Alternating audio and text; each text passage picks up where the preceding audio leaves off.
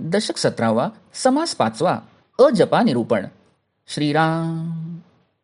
21 सहस्त्र सासे जपा, नेमून गेली ते अजपा, विचार पाहता सोपा, सकळ काही श्रीराम. मुखी नासिकी असिजे प्राणे, तयास अखंड येणे जाणे, याचा विचार पाहणे, सूक्ष्मदृष्टी श्रीराम. मुळी पाहता एक स्वर, त्याचा तार मंद्र घोर, त्या घोराहून सूक्ष्म विचार, अजपाचा श्रीराम. सरी गम पद निस, सरी मातृका सायास, प्रथम स्वरे मातृकास, म्हणून पहावे श्रीराम. परे वाचेहून अर्थे, आणि पश्यंती खालते, स्वराचे जन्मस्थान ते, तेथून उठे श्रीराम. एकांती उगेच बैसावे, तेथे हे समजवून पहावे, अखंड घ्यावे सांडावे, प्रभंजनासी श्रीराम. एकांती मौन्य धरून बैसे, सावध पाहता कैसे भासे, सोहम सोहम ऐसे, शब्द होती श्रीराम. उच्चारे वीण जे शब्द, ते जाणावे सहज शब्द, प्रत्यया येती परंतु नाद, काहीच नाही श्रीराम. ते शब्द सांडून बैसला, तो मौनी म्हणावा भला, योगाभ्यासाचा गलबला, या कारणे श्रीराम.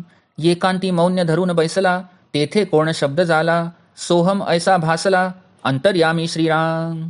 धरितासो साडिताह, अखंड चाले सोहम सोहम, याचा विचार पाहता बहु, विस्तारला श्रीराम. देहधारक तितुका प्राणी, श्वेतज उद्भिजादिक खाणी, श्वासोश्वास नसता प्राणी, कैसे जीती श्रीराम. ऐसी हे अजपा सकळासी, परंतु कळे जाणत्यासी, सहज सांडून सायासी, पडोच नये श्रीराम. सहज देव असतची असे, सायासे देव फुटे नासे, नासिवंत देवास विश्वासे, ऐसा कवणू श्रीराम. जगदांतराचे दर्शन, सहज घडे अखंड ध्यान, आत्मइच्छेने जन, सकळ वर्तती श्रीराम.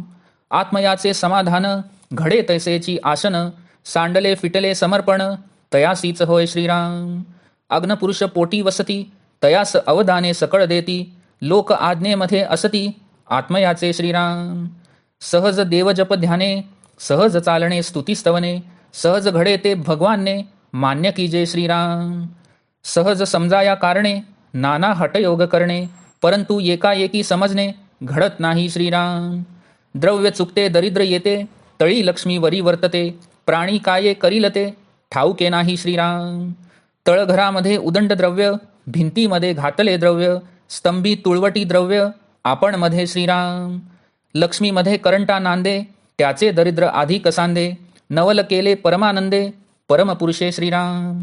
एक पाहती एक खाती, ऐसी विवेकाची गती, प्रवृत्ती अथवा निवृत्ती, येणेची न्याये श्रीराम. अंतरी वसता नारायणे, लक्ष्मी सकाये उणे, ज्याची लक्ष्मी तो आपणे, बळकट धरावा श्रीराम. इति श्रीदासबोधे गुरुशिष्य संवादे अजपा निरूपणनाम समास 5वा समाप्त.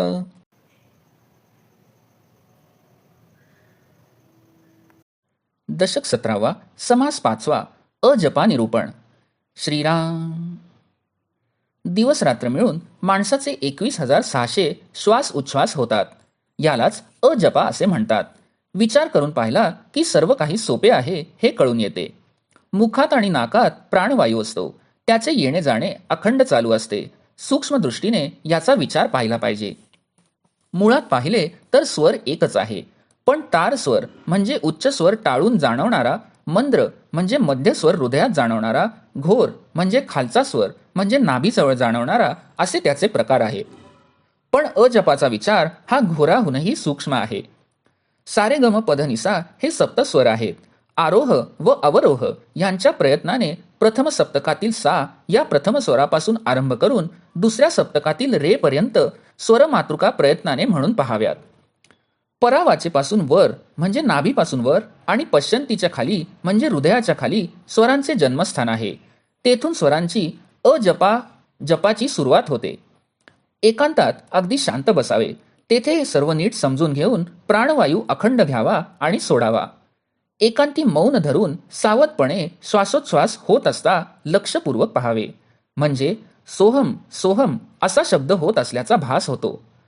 उच्चाराशिवाय जे शब्द त्यांना सहज शब्द म्हणतात, ते अनुभवाला येतात, परंतु नाद आवाज काहीच नसतो.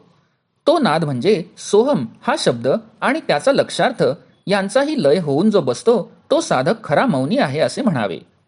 हे साधावे म्हणूनच लोक योगाभ्यासाची खटपट करतात. एकांतात मौन धरून बसल्यावर जो सहज शब्द ऐकू आला तो अंतर्यामी सोहम असाच भासला. श्वास घेताना सो आणि सोडताना हम असा अखंड सोहम सोहम शब्द ऐकू येतो. याचा विचार करू लागले की त्यात फार खोल अर्थ भरलेला दिसतो. देहधारक म्हणून जितके प्राणी स्वेदज उद्भिज्जादिक चारी खाणी आहेत ते श्वासोच्छ्वास करूनच जगतात, त्याखेरीज ते जगूच शकत नाहीत. असा हा श्वासाबरोबर चालणारा अजपा जप सर्वांच्याच ठिकाणी चालू असतो, पण जाणत्यालाच तो कळतो. हे सहज साधना सोडून सायासात पडूच नये. अंतरात्मा हा सहज देव असतच असतो. कृत्रिम देव मूर्ती इत्यादी फुटतात, नाश पावतात. नाशिवंत देवावर विश्वास कोण बरे ठेवीत. जगाच्या आणि आपल्याही अंतर्यामी जो अंतरात्मा आहे त्याच्याशी तादात्म्य पावल्याने मग देवाचे ध्यान दर्शन अखंडच घडत असते. त्याच्या इच्छेप्रमाणेच सर्वही इंद्रिये आदी वागत असतात. आत्म्याचे समाधान ज्या योगे घडेल असेच भोजन इत्यादी भोग घेतले जातात. सांडते लवणते हरवते ते शेवटी अंतरात्म्यालाच समर्पण होते. प्रत्येक प्राण्याच्या पोटात अग्निपुरुष वास करतो, त्यालाच सर्वजण आहुती देत असतात. अशा रीतीने सर्व लोक अंतरात्म्याच्या आज्ञेतच राहतात. एकदा असे तादात्म्य झाले की प्रत्येक क्रिया ही त्याचीच सेवा होते. येथे देहभाव नसल्याने कृत्रिम उपासनेची गरज नसते. अशी ही मीपणा विरहित सहज होत असलेली सेवाच प्रभूला मान्य होते. हे सहज साधण्याकरिताच नाना हठयोगादी साधने केली जातात, परंतु ते सहजासहजी समजले असे घडत नाही. घरात द्रव्य आहे हे माहीत नसल्याने दारिद्र्य भोगावे. एखाद्याच्या घरी तळघरात द्रव्य पुरलेले असते, पण वर तो दारिद्र्याने राहत असतो. तो तरी काय करणार, कारण तळी लक्ष्मी आहे हे त्याला ठाऊकच नसते. तळघरात उदंड द्रव्य आहे, भिंतीत, स्तंभात, तुळ्यांमध्ये सर्वत्र उदंड द्रव्य आहे आणि आपण मध्ये आहोत. सर्वत्र लक्ष्मी असून जो असा करंट्यासारखा नांदतो त्याचे दारिद्र्य अधिकच दुःखदायक होते. परमपुरुष जो परमानंद त्याने केवढे हे नवल केले आहे हे पहावे. श्रीमंत माणसे ऐश्वर्य भोगतात, खातात पितात. दरिद्री भाग्यहीन माणसे नुसतीच पाहत राहतात. विवेकी पुरुषांची स्थिती ही अशीच असते. ते परमानंदाचा उपभोग घेतात आणि अज्ञानी लोक दुःख भोगत असतात. नारायण ज्याच्या अंतरात वास करतो त्याच्या ऐश्वर्यात कमीपणा कसा असू शकेल. म्हणून लक्ष्मी ज्याची अंकित आहे तो नारायण आपण हृदयात बळकट धरावा. इति श्रीदासबोधे गुरुशिष्य संवादे अजपा निरूपणनाम समास 5 समाप्त.